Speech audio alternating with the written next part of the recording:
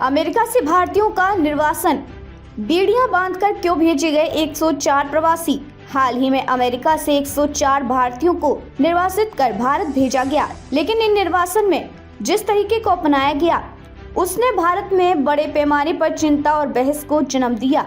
अमेरिकी सरकार ने इन प्रवासियों को एक विशेष सैन्य विमान के जरिए वापस भेजा और उनके हाथों में हथकड़ियां तथा पैरों में बेड़ियां डाल दी गईं, जैसे वे कोई बड़े अपराधी हों। ये व्यवहार अमेरिका की सख्त इमिग्रेशन पॉलिसी का हिस्सा बताया जा रहा है, लेकिन भारत में इसे अपमानजनक माना जा रहा है। किन भारतीयों को निर्वासित किया गया?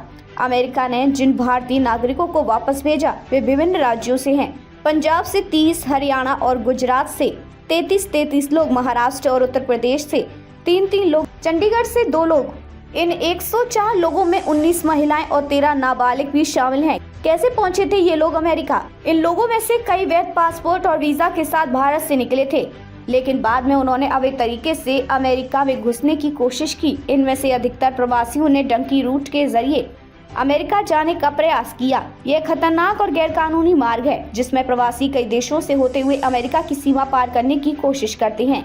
डंकी रूट क्या है और ये कितना खतरनाक है? डंकी रूट एक अवैध प्रवासी मार्ग है जिसमें लोग पहले दक्षिण अमेरिका के देशों जैसे ब्राजील, इक्वाडोर में प्रवेश करते हैं, फिर मध्य अमेरिका और मेक्सिको के जरिए अमेरिका में घुसने की कोशिश करते हैं। ये प्रक्रिया महीनों तक चल सकती है और इसमें जान का जोखिम भी रहता है। कई प्रवासी जंगलों, नदियों और रेगिस्तानों को पार करते हैं जहां वे मानव तस्करों और डकैतों का शिकार बन सकते हैं।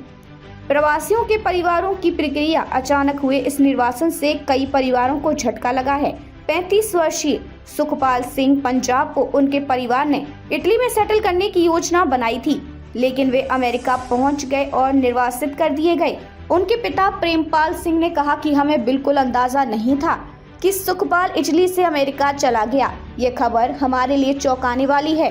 हरविंदर सिंह पंजाब, जिनके परिवार ने उन्हें अमेरिका भेजने के लिए 42 लाख रुपए उधार लिए थे, डंकी रूट के कारण 10 महीने तक भटकते रहे और अब उन्हें निर्वासित कर दिया गया। उनकी पत्नी ने बताया कि एक एजेंट ने उन्हें झूठे सपने दिखाकर ये कदम उठाने के लिए मजबूर किया था। गुजरात की कनुभाई पटेल की बेटी जो यूरोप घूमने गई थी, वो भी निर्वासितों में शामिल थी। उनका परिवार अब तक नहीं समझ पाया कि वह अमेरिका कैसे पहुंची। अमेरिकी सरकार का पक्ष। नई दिल्ली में अमेरिकी दूतावासों ने इस मुद्दे पर बयान देते हुए कहा, जो भी अमेरिका में अवैध रूप से प्रवेश करेगा उसे वापस भेजा जाएगा। यह हमारी राष्ट्रीय सुरक्षा और जनता की सुरक्षा के लिए जरूरी है। अमेरिका प्रशासन ने इन प्रवासियों को इलीगल एलियंस, गैरकानूनी प्रवासी कहा, जो कि पूर्व राष्ट्रपति डोनाल्ड ट्रंप की सख्त इमिग्रेशन नीति का हिस्सा है। डोनाल्ड ट्रंप की नीति और इसका असर। डोनाल्ड ट्रंप ने अपने चुनावी अभियान के दौरान कहा था कि वे अवैध प्रवासियों को डिटेंशन सेंटर में रखने की बजाय जल्द से जल्द उनके देशों में वापस भेजेंगे। पहली बार अमेरिकी सैन्य विमान से निर्वासन। पहले अवैध प्रवासियों को सिविल फ्लाइट से भेजा जाता था, लेकिन ट्रंप प्रशासन ने इसे प्रभावशाली संदेश देने के लिए अमेरिकी सेना के विमानों का इस्तेमाल किया। कोलंबिया जैसे देशों ने किया विरोध। जब अमेरिका ने कोलंबिया के नागरिकों को इसी तरह वापस भेजने की योजना बनाई तो कोलंबिया ने अपने सिविल प्लेन भेजकर सम्मानजनक वापसी कराई। भारत सरकार ने अब तक इस मुद्दे पर कोई आधिकारिक प्रतिक्रिया नहीं दी है। क्या कह रही है भारतीय राजनीति? कांग्रेस और अन्य विपक्षी दलों ने नरेंद्र मोदी सरकार पर सवाल उठाए हैं कि भारत सरकार इस मुद्दे पर चुप क्यों है।